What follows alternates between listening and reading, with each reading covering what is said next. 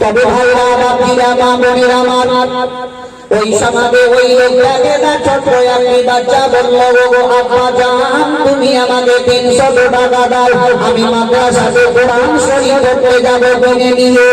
তার তার আব্বা বলল, বেটি রে তবে আজকে তুমি বাড়িতে থাকো, আমি কাজকর্ম করে নিয়ে টাকা পয়সা যা পাবো আমি তোমাকে দিয়ে দিব, কোরআন কিনে মাদ্রাসাতে পড়তে যাবে। তার আব্বা একখানা ভ্যান নিয়ে বাবা রাস্তা ধরে চলে গেল। রাস্তায় চলতে চলতে চলতে চলতে সারা সারা দিন বাবা ঘুরে ঘুরে 100 টাকা ইনকাম হয়ে গেল। 100 টাকা বাড়ি না আসার পরে তার মেয়েটিকে বলল, বেটি রে তুমি যে আমাকে বলেছিলে রে আব্বা 300 টাকা আমাকে কোরআন কিনে মাদ্রাসায় পড়তে যাব, তবে বেটি আমি 300 টাকা জোগাড় করতে পারবো না, তবে 100 টাকা আমি নিয়ে এসেছি, বেটি এটা রাখো, আগামী কালকে গিয়ে আমি তোমার জন্য আরো 200 টাকা আমি জোগাড় করবো। এই বলে মেয়েটিকে সান্ত্বনা দিয়ে রাত্রিকে বাবা সারা রাত্রি আর ঘুম হলো না। সকালবেলাতে উঠে তারা বাবা রাস্তা ধরে চলতে আরম্ভ করে দিল। 1 টাকা পয়সাওয়ালা দরজাতে যাওয়ার পরে সমস্ত বাকিয়া যেমনি খুলে বলে দিল। ওই সমাজে ওই বড় লোকটা গরিব মানুষটাকে ভিখারি দিয়ে দিল। তোদের একটাই পেশা মিথ্যাবাদী হলি তোরা, কি মিথ্যা মিথ্যা কথা বলে আমাদের কাছ থেকে টাকা পয়সা নিয়ে রে বাড়ি ঘর সংসার তোমরা চালাও, তবে টাকা তোমার দেওয়া হবে না। লোকটা কাঁদতে লাগলো, তার দুই চোখের পানি চরচর করে ঝরতে লাগলো। কোথায় যাব কি করি, মেয়েটি আমার বড় আশা করে এসেছিল, তবে তার আশা কি আমি বন্ধ করতে পারবো না। আর একজন ব্যক্তির কাছে চলে গেল, সেই ব্যক্তিটাও বাবা ভিখারি দিয়ে দিল। তারে বাবা 1 পয়সাও দিল না, চোখের পানি চরচর করে ঝরে যায়।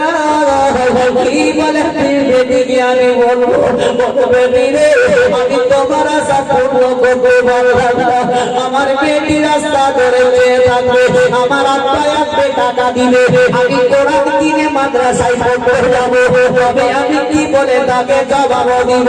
তারা সারা সারা দিন ঘুরে ঘুরে ঘুরে ঘুরে মায়ুস হয়ে গেল, কোথাও টাকা পেল না। সন্ধ্যার সমাতে বাড়ি চলে এলো, চোখের পানি ঝরঝর করে ঝরে যায়। তার মেয়েটি বাবা বড় আশা করে রাস্তার মধ্যে চেয়ে দেখতেছিল, বলে আমার আব্বা আসবে আমাকে টাকা দিবে।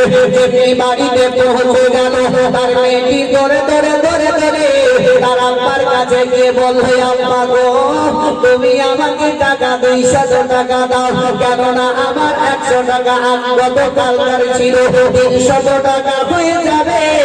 আমি একটি কোরআন কিনে নিয়ে মসজিদ মাদ্রাসাতে পড়তে যাব। তার মেয়েটির মুখের দিকে তাকিয়ে তার আব্বা কাঁদতে লাগলো, চোখের পানি ঝরঝর করে ঝরতে লাগলো। মেয়েটি বলল, আব্বা গো কেন তুমি ভাবে কান্না করো, তোমার 2 চোখে কেন পানি পড়ে যায়? আব্বা তুমি একটু চোখের পানি বন্ধ করো, বলো কেন তুমি কান্না করো? আব্বা বলল, বেটি রে বড় আশা করে আমার নিকটে টাকা পয়সা চেয়েছিলে, তবে তোমার আমি মনের আশা পূর্ণ করতে পারলাম না, বেটি তুমি আমাকে মাফ করে দিও। তার মেয়েটি বলল, আব্বা জান তবে তুমি এভাবে কাঁদবে না, চোখের পানি বন্ধ করো। আব্বা তোমার কাছে আমি আর টাকা চাইবো না, আর কোনোদিন বলবো না আমি আর কোরআন কিনে ওই মাদ্রাসায় যাবো না। তবে চোখের পানি বন্ধ করো। এ আমার ভাইরা বাপিরা আমার মা বোনেরা আমার, আজ পৃথিবী দুনিয়াতে আজ গরিবী এমন এমন লোক আছে একটা কোরআন কিনে বাচ্চাকে দিতে পারে না, বড় আশা করে থাকে। আল্লাহ লোকের এত টাকা পয়সা ধান্দা দিয়েছে, তবু কাঞ্জুসি করতে আমরা ছাড়ি নাই। তবে খোদার কসম করে বলবো, যদি একটি ছেলে মেয়েকে কোরআন যদি কিনে দেওয়া হয়, যতদিন ধরে কোরআন পড়বে আপনি তো পাবেন, তার সাথে সাথে আপনার খানদান পর্যন্ত রেডি পাবে। নারে তাকবীর। तकबीर, नारे तकबीर, नारे रिसालत, मसलक आला हजरत, मसलक आला हजरत, उलमाए अहले सुन्नत, नारे तकबीर, नारे रिसालत। তবে ভাইরা বাবারা মা বোনেরা আমার দরদি ভাইরা ও আমার মা জননীরা আমার কখনো কাউরে কামচুষি করবে না। আল্লাহ কোরআনে বলেছে আম্মা সাগিরা ফালা তানহার, তোমার নিকটে কোনো যদি সওয়ালি আসে ওই সওয়ালিকে খালি হাত ফিরাবে না, যেটা পারবে সেটাই দিয়ে দিবে, তার মনটাকে খুশি করবে। তবে বাবারা আমার মায়েরা দেখবেন আপনার বাড়িতে ছোট ছোট ছোট ছোট ছেলে মেয়ে আছে, আমি বলবো আপনি নিজে ভিক্ষা দিয়ে ওই বাচ্চার হাত দাঁড়াতে যদি ভিক্ষাটা দেন, তবে ওই মেয়েটি যখন আস্তে আস্তে বড় হয়ে বিয়ে হয়ে শ্বশুর বাড়ি যাবে, শ্বশুর বাড়িতেও গিয়ে দেখবেন ভিক দেওয়া আপনারটাই থাকবে। যদি কোনো ছোট ছোট ছেলে থাকে ওই ছেলেটার হাত ধরাবে, ভিক্ষা যখন দেওয়া করাবে, ওই ছেলেটা যখন বড় হবে দেখবেন মসজিদ মাদ্রাসা করে মিসকিনকে দান করার হাতটাও বড় হয়ে থাকবে। আর যদি না দিয়ে ঠিক আছে দিতে পারো, কিন্তু ভাই বন্ধু বান্ধবদেরকে নিয়ে দোকানে 100, 200, 300 টাকা শেষ করে দিচ্ছে রেগুলার দোকান। হ্যালো হ্যালো, গুজরাট থেকে হযরত সৈয়দ জাবের আশরাফ আজকের জলসার প্রধান বক্তা, উনি এসে উপস্থিত হয়ে গেছে। কিছুক্ষণের মধ্যে ইনার পরে পরে বুলবুল গঙ্গার হযরত মাওলানা আব্দুল জব্বার সাহেব এসে উপস্থিত হয়ে যাবে। তারপর ইনশাআল্লাহ দস্তরবন্দি হবে, তারপরে ফিরে ফিরে বক্তব্য হবে।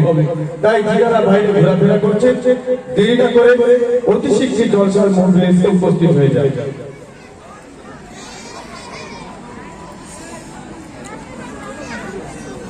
আল্লাহুম্মা সাল্লি আলা জোরে পড়ে মাওলানা মুহাম্মদ ওয়ালা আলি সাইয়্যিদানা মাওলানা মুহাম্মদ সাল্লাল্লাহু তাআলা আলাইহি ওয়াসাল্লাম। ও বাবা জীবনের আমার ভাইরা মা বোনেরা আমার, ওই মেয়েটিকে তারা পাগল বেবি রে, তবে মনের আশা তোমার আমি আর পূর্ণ করতে পারলাম না। মেয়েটি কাঁদতে কাঁদতে নিজের ঘরের দিকে চলে গেল। তারা তো বাবা নিজের রুমের মধ্যে জন্যই চলে গেল। সারা রাত্রি বাবা চোখের পানি ঝরঝর করে ঘুরে যায়। রাত্রিবেলা পিতার ঘুমে এলো না। তারা মনে মনে চিন্তা করে আল্লাহ গো, আমার মেয়েটি বড় আশা করে এসেছিল, আপনার কাছে আমি কত টাকা পয়সা নিয়ে কোরআন কিনে মাদ্রাসাতে যাব, তবে আমার গিয়ে পূর্ণ করতে পারলাম না। এই বলে লোকটা বাবা কান্না করে সারা রাত্রি এভাবে চলে গেল। ওই সকাল বেলাতে উঠে ওই লোকটা বাবা কাঁদতে কাঁদতে রাস্তা ধরে চলতে লেগে গেল। দূরে যাওয়ার পরে দেখছে একটা লোক বাবা রাস্তা ধরে চলে যায়, কিন্তু সেই লোকটা ছিল ভরপুর মাতাল। এমন মাতালে রে বাবা এসে দেখবেন ওরকম মাতাল এখনো আছে। সকাল বেলাতে চায়ের দোকানে গিয়ে চা নেতে আপন দেখবেন মদের আড্ডাতে চায়ে আগে হাজির হয়ে যায়। আছে না নাই? চা খাবে না, মদের আড্ডায় চলে যাবে, আগে আর মদটা লাগবে। সুবহানাল্লাহ ভাই। আচ্ছা বলেন তো, ওই লোকটা যদি সারা জীবন ধরে মদ খেয়ে খেয়ে মরে গেল, আর আপনাদের গ্রামের ইমাম সাহেব যদি বলে ঘরে জানাজা পড়াবো না তো মরবি তো ধুলেন? হ্যাঁ কেন ধুলেন না? কেন কিসে লেগে? ওর জানাজা পড়ানো লেগে? আর তুমি কি মদ খেয়ে খেয়ে মরে গেল তো কি বলবে? হক বিচার আমাদের দেশে নাই। হক বিচার করনে वाला কেউ নাই। পরিবর্তন হও, হারামকে ত্যাগ করে দিয়ে ইসলামের পথে একবার চলো, আখিরাতকে চিন্তা করো, জাহান্নামের আগুনকে স্মরণ করো। দুনিয়াটা কদিনকার, আজ দেশের মধ্যে মোবাইল টিভি পেপারে বহুত দেখতে পাচ্ছেন রাস্তায় চলে গেল, ফিরে আর বাড়ি আসবে না। এলো ভাই মৃত্যুর কেউ গ্যারেন্টি দিতে পারবে না, মৃত্যুর খবর কেউ দিতে পারবে না। তবে মৃত্যুর আগে যদি 20 টাকা সঞ্চয় করো, একবার ভেবে চিন্তে দেখো যে চলে গেল আর কেউ ঘুরে আসছে না। ওই তার আব্বা যখন হেঁটে হেঁটে যায়, ওই মাতালের সঙ্গে দেখা হয়ে গেল। মাতালের কাছে গিয়ে বলতে আছে, বলে ভাই তুমি যাবে কোথায় বলো? বলে আমি যাচ্ছি মাদের আড্ডাতে, যেখানে যাই সেইখানে আমি চলে যাই। ওই লোকটা বললো, বলে ভাই আমি একটি কথা বলবো রে। বলে তুমি আজকে মদের আড্ডাতে না গিয়ে আমার একটি ছোট মেয়ে আছে, মাদ্রাসাতে পড়তে যাওয়ার জন্য 300 টাকা আমার কাছে আবদার করেছিল। আমি সারা দিন ধান চালিয়ে মাত্র 100 টাকা উদ্ধার করে নিয়ে আমার মেয়েটির হাতে দিয়েছি। তবে 200 টাকা আমি উদ্ধার করতে পারি না। তবে ভাই তুমি আজকে ওই মদের আড্ডাতে না গিয়ে রে, তুমি যদি আমার মেয়েটির কোরআন কেনার জন্য 200 টাকা দিয়ে দাও, আল্লাহ তোমার ভাড়া করবে। সঙ্গে সঙ্গে মামা আর মদের আড্ডাতে না গিয়ে কোরআন কেনার জন্য 200 টাকা দান করে দিল। মাতালের দিন সংখ্যাকে দেখবেন, কোন মাতাল যদি রাস্তা দিয়ে চলে আর ওই সময় কোন লোক যদি ভাই বাড়িতে আমার ছোট ছোট বাচ্চাদের 50 টাকাও যদি থাকে সেটা বাইরে দেবে না। আর খেয়ে যদি সন্ধ্যার সময় কম হয়ে থাকে, ওকে যা বলবেন তাই শুনবেন। এটা একটা বড় লোক তো বলেন তো,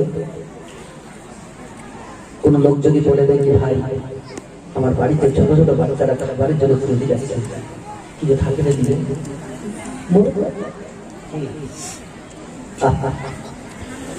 ওই মাতালের কথা গেল 200 টাকা নিয়ে ধরে ধরে ধরে ধরে ধরে বাড়ি আসার পরে তার মেয়েটিকে ডাক দিল। বলল বেটি রে, আর কেঁদো না, চোখের পানি বন্ধ করো, না তোমার মনের আশা আমি পূর্ণ করে দিলাম। 200 টাকা নিয়ে নাও রে। তবে বেটি একটাই কথা জেনে নাও, শুনে নাও, যে টাকা 200 টাকা দিয়েছে কোরআন কেনার জন্য, তবে বেটি এমন কোন লোক নয়, সে একটা হলো মাতাল। তবে তুমি কোরআনে পড়ে আল্লাহর কাছে দোয়া করবে, যাতে আল্লাহ তার মনটাকে পরিবর্তন করে দেয়। মেয়েটি চলে গেল ভাই আমার। কয়েকদিন করার পরে আল্লাহর দরবারে দোয়া করলো, এমনকি ওই মাতালের কয়েকদিন পরে মৃত্যু হয়ে গেল। আর মৃত্যু হওয়ার পরে তারে মাটি দেওয়া হলো। সকলে বাড়ি চলে আসলো। রাত্রিবেলাতে তার বিবি সাহেবা রাত্রিবেলায় শুয়ে শুয়ে স্বপ্ন যোগে দেখলো কি আমার স্বামী জান্নাতের মধ্যে ঘুরে বেড়াচ্ছে। জোরে বলো সুবহানাল্লাহ। তার মাতাল স্বামীকে দেখে তার স্ত্রী বলতে যে স্বপ্ন যোগে কি আমার স্বামী জান্নাতের মধ্যে ঘুরে বেড়ায়। আপনাকে স্বপ্ন যোগে দেখার পরে মেয়েটির চোখে আর ঘুম হলো না। চোখ করে রাত্রিবেলায় ঘুম থেকে গিয়ে সারা রাত্রি বাবা বিছানায় বসে বসে চিন্তায় চিন্তিত হয়ে গেল। সকালবেলাতে এমন একজন আল্লাহওয়ালার দরবারে চলে গেল। তিনি হচ্ছেন সত্যবাদী, প্রকাশ্য সব কিছু বলে দেন। তার কাছে গিয়ে মেয়েটি বলল, ওগো আল্লাহওয়ালা, তবে আপনার নিকটে আমি এসেছি। বলে একটাই আমার কথা আপনার নিকটে দরবারে বলবো। বলে এমন কি বলবে রে? বলে আমার স্বামী সারা জীবন ধরে ধরে মদ খেয়ে খেয়ে মারা গেল। আমি আজকে রাত্রিতে স্বপ্ন যোগে দেখি আমার স্বামী জান্নাতের মধ্যে ঘুরে বেড়াই। ওই আল্লাহওয়ালা সত্যবাদী প্রকাশ্য তারে বলে দিল, বলে তোমার স্বামী ইন্তেকাল হওয়ার আগে আগে কিছুদিন আগে একটি মেয়েকে 200 টাকা কোরআন কেনার জন্য দান করেছিল। ওই দানের ওয়াসিলাতে তোমার স্বামীকে আল্লাহ জান্নাতি করে দিয়েছে। সুবহানাল্লাহ। খুব কন্টেন্ট করে ভাই, আমার সময় পেয়ে শেষ আর লম্বা চড়া করবো না ভাই। আমি বলেছিলাম পবিত্র কোরআন থেকে যদি তোমার দরবারে কোনো সাইল আছে তাকে তুমি কখনো খালি ফিরাবে না। ভক্তি বলে জোরে শুনতে পাবো না। আল্লাহ